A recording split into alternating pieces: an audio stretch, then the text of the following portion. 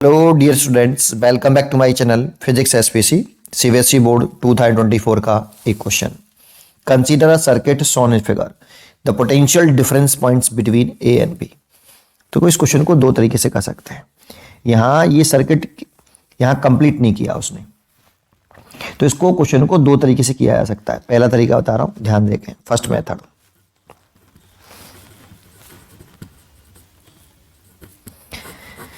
इसको आप ऐसे रीड बना लीजिए। आप सबसे पहले 12 वोल्ट की बैटरी है और ये 6 वोल्ट की बैटरी है और यहाँ एक रेजिस्टेंस दे रखा है 1 ओम और यहाँ एक रेजिस्टेंस दे रखा है, ये 0.5 ओम का है, गिवन लिख नहीं पाया, ये 0.5 ओम और ये 6 वोल्ट की बैटरी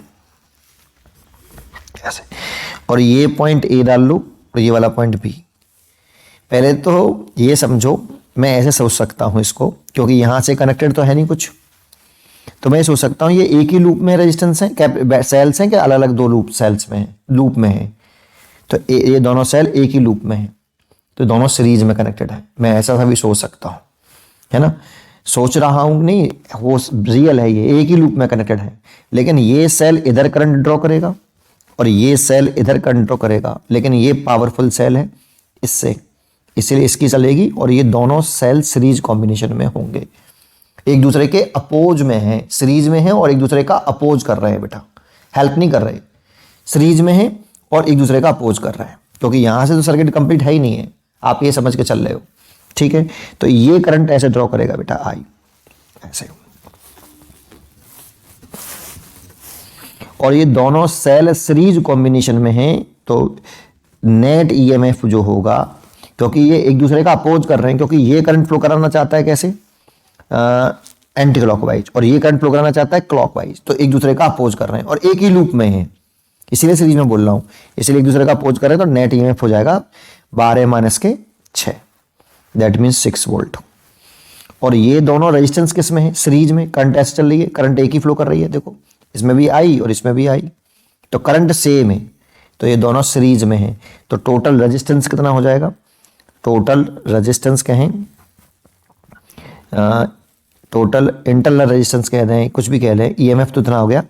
अब वो सेल का इंटरनल रेजिस्टेंस मान लेता हूँ, इंटरनल, टोटल इंटरनल रेजिस्टेंस जो हो जाएगा R equivalent is equal to, series में है इसीलिए 1 ओम प्लस 0.5 ओम, और ये हो जाएगा 1.5 ओम, ठीक है। अब इन दोनों का कॉम्बिनेशन करके कुछ इस तरह से डायग्राम बन जाएगा, इस जैसा सेल का इफेक्ट रहेगा, इसलिए ऐसा रखा है ई इक्वलेंट, ये प्लस और ये माइनस, और इंटर रेजिस्टेंस हो जाएगा टोटल R इक्वलेंट 1.5 ओम, और ये इस तरह से एक सर्किट बन गया बेटा, ये इन दोनों का कॉम्बिनेशन करके।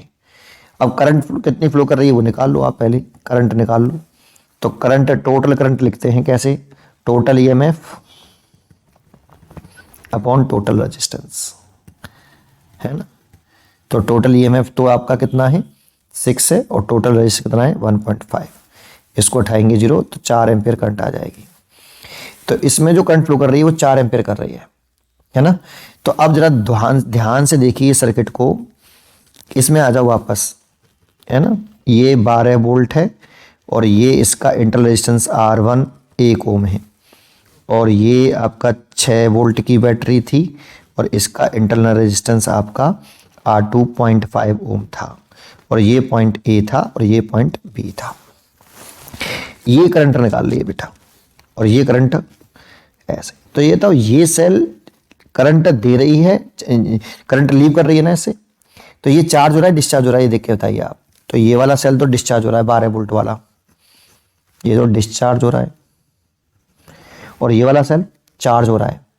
6 इलेक्ट्रॉन वोल्ट वाला जो सेल है, 6 वोल्ट वाला जो है वो सेल चार्ज हो रहा है, क्योंकि इसके पॉजिटिव टर्मिनल में करंट एंटर कर रही है, इसके नेगेटिव टर्मिनल में से लीव कर रही है। तो इसके अक्रॉस जो पोटेंशियल डिफरेंस होगा 12 वोल्ट वाली की बैटरी के, ये निकाल लेता हूँ, यही ए और बी के क्रॉस पोटेंशियल डिफरेंस होगा। ए और बी की तो क्रॉस पूछ रहे हैं, तो बैटरी का ये 12 वोल्ट ए से और ये बी से, तो बैटरी का जो पोटेंशियल डिफरेंस होगा, ये तो ईएमएफ है भैया, E1, ये E2 है ना। तो potential difference between points A and B, ये ए और बी के क्रॉस पोटेंशियल डिफरेंस हो गया E1 माइनस IR1, ऐसे लिख सकते हो।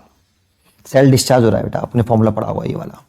E1 की वैल्यू कितनी है 12, करंट की वैल्यू कितनी है 4 और इंटरनल रेजिस्टेंस कितना 1, तो 12 में से 4 गए तो कितना आया 8 वोल्ट।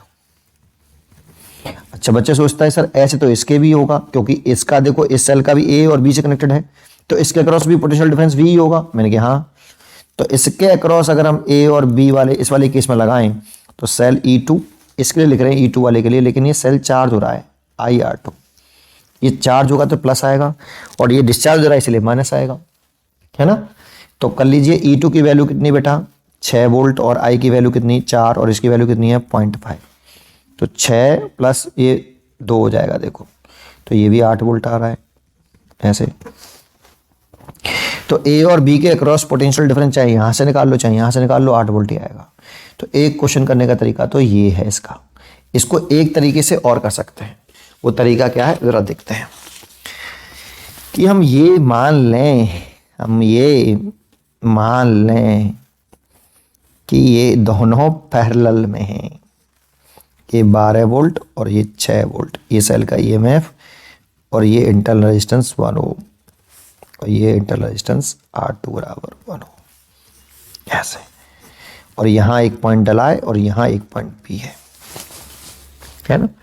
अगर आपने इसमें पैरेलल में माना ना तो कोई करंट कंडक्ट नहीं करेगी, क्योंकि इन दोनों को आप कॉम्बिनेशन करके पैरेलल में एक कर दोगे तो सर्किट ओपन रहेगा बेटा ऐसे, R इक्विवेलेंट और E इक्विवेलेंट, ये ऐसे बनेगा और ये पॉइंट A आएगा और ये B आएगा। अब इसमें कोई करंट कंडक्ट नहीं करेगी बेटा, अगर आप पैरेलल में कनेक्ट करोगे तो इसे मानोगे तो कोई करंट कंडक्ट करेगी नहीं बेटा इसमें। तो इसमें अगर हम ये, क्योंकि ये सर्किट यहाँ से ओपन है, पैरेलल में कनेक्ट करोगे तो सर्किट ओपन है तो कोई करंट कंडक्ट नहीं करेगी, है ना। अच्छा सर, तो फिर E इक्विवेलेंट कैसे निकालते हैं पैरेलल कॉम्बिनेशन में? तो E इक्विवेलेंट का फॉर्मूला होता है E1 upon R1 plus E2 upon R2 is equal two upon 1 upon R1 plus 1 upon R2, ये E इक्विवेलेंट का फॉर्मूला है। क्योंकि R1 R2 are connected in parallel combination, तो R equivalent is equal to ये लिख सकते हो 1 upon R1 plus 1 upon R2। तो पहले E इक्विवेलेंट निकाल लो, तो 12 बटे इसका कितना इंटरनल रेजिस्टेंस है 1 प्लस 6 बटे 0.5, 1 अपॉन 1 प्लस 1 अपॉन 0.5, पॉइंट उठाएंगे तो 0 हो गया। ये तो 12 है, 5 से कटा 12 बार तो ये 12 हो गया, डिवाइड बाई इस पॉइंट को उठाएंगे तो 0, 5 से कटा 2 बार तो 2 1 3 हो गया, ये 24 हो गया, 24 बटे 3 तो ये आ गया 8 बार कट गया बेटा, 8 वोल्ट आ गया। E इक्विवेलेंट जो आया आपका वो 8 वोल्ट आया बेटा। R इक्विवेलेंट निकालोगे यहाँ से तो 1/1 प्लस 0.5, इसको उठाएंगे तो 0, 5 से कटा 2 तो 3 आया। तो R इक्विवेलेंट कितना आया? तो R इक्विवेलेंट आया कितना, 1 अपॉन R इक्विवेलेंट है ये बेटा भी, 1 अपॉन R इक्विवेलेंट 3, तो 1 upon R equivalent is equal to 1/3 ohm, ये आया। तो R इक्विवेलेंट आया 1/3 ओम।